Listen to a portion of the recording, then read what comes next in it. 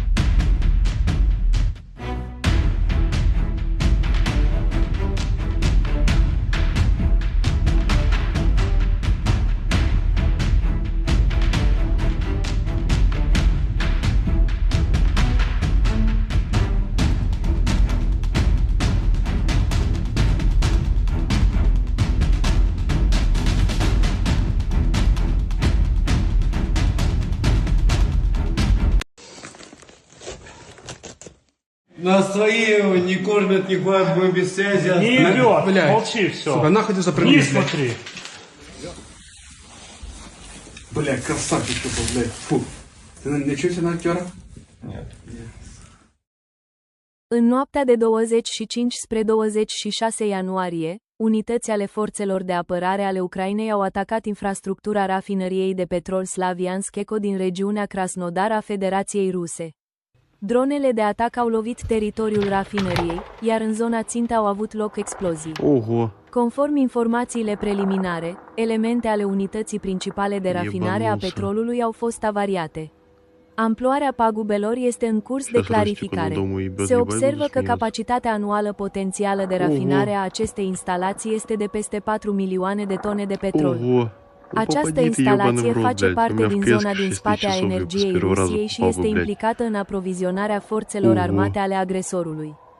Depozitele pentru sprijinul logistic al unităților invadatorilor din teritoriile ocupate temporar ale regiunilor Donetsk și Zaporizhia, satul Sladkovodnoi, au fost, de asemenea, avariate. În plus, pentru a slăbi capacitățile ofensive ale inamicului, au fost efectuate atacuri asupra unui post de comandă al unei unități de drone din apropierea orașului Velika Novosilka, Vot, regiunea Donetsk, și asupra concentrărilor de efective inamice din apropierea orașului Yunakovka, Vot, regiunea Sumi, și Kolesnaikivka, regiunea Harkov. Numărul ocupanților uciși și răniți este investigat. Pe parcursul zilei, unități ale forțelor sistemelor fără pilot ale forțelor armate ale Ucrainei au efectuat atacuri eficiente asupra pozițiilor forțelor de ocupație ruse, lovind și distrugând 1206 ținte inamice. Acest lucru a fost raportat de forțele sistemelor fără pilot ale forțelor armate ale Ucrainei. Inamicul a suferit cele mai mari pierderi în ceea ce privește efectivele umane. Conform datelor confirmate, 393 de ocupanți au fost loviți, dintre care 208 au fost eliminați. În plus, operatorii de drone ucrainieni au distrus elemente cheie ale capacităților de luptă ale inamicului, inclusiv 60 de puncte de lansare a dronelor inamice, 19 sisteme de artilerie, 4 tancuri, 44 de vehicule, 12 motociclete, 132 de vehicule aeriene fără pilot inamice de tip elicopter și aripă. În total, în perioada 1-25 ianuarie, unități ale forțelor sistemelor fără pilot au lovit și distrus 23.783 de ținte inamice, dintre care 7.756 erau personal al forțelor de ocupație rusești, după cum a relatat Arminform. În ultimele 3 luni, soldații brigăzii separate 412 de sisteme fără pilot Nemesis au atacat peste 2500 de ocupanți. Ziua 1433 a războiului din Ucraina.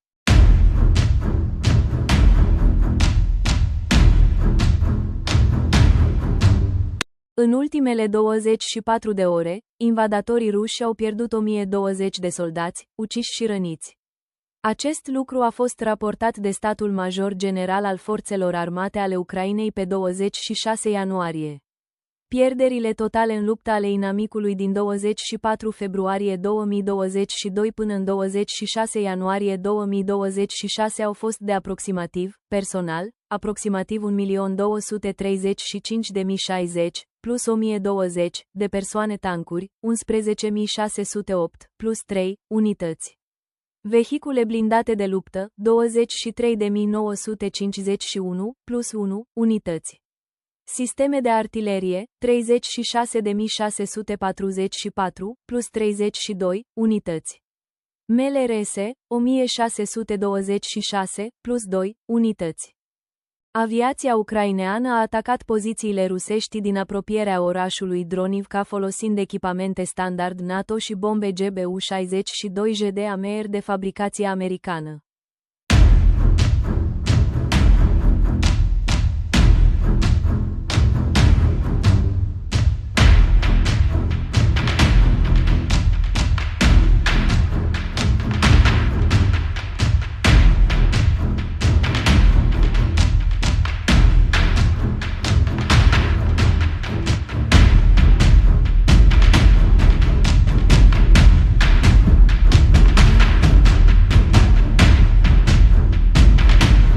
Forțele de ocupație rusești continuă să exercite presiune asupra direcțiilor Pokrovskei și Ocheretinski ale frontului, folosind tactica avansării în grupuri mici de infanterie.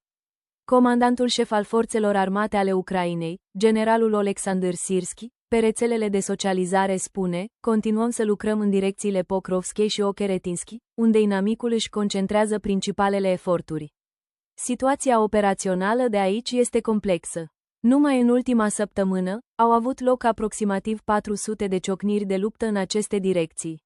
Agresorul își continuă încercările de a pătrunde, sporind presiunea și aducând rezerve.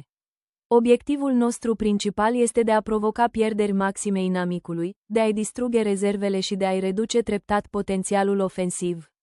Comandantul șef spune că, în timp ce lucrează direct pe teren, el și comandanții unităților analizează îndeaproape progresul operațiunilor de luptă. Inamicul continuă să folosească tactica avansării în grupuri mici de infanterie. Detectarea, izolarea și distrugerea lor la timp necesită monitorizarea constantă a câmpului de luptă, coordonarea precisă a unităților și decizii tactice flexibile. Se acordă o atenție deosebită consolidării unităților de sisteme fără pilot, în principal utilizarea dronelor de atac pentru a învinge ocupanții, precum și dezvoltării logistici folosind sisteme robotizate. Dacă ați găsit informații utile în acest videoclip, nu ezitați să-l distribuiți pentru a ajunge la cât mai multă lume. Mulțumesc mult!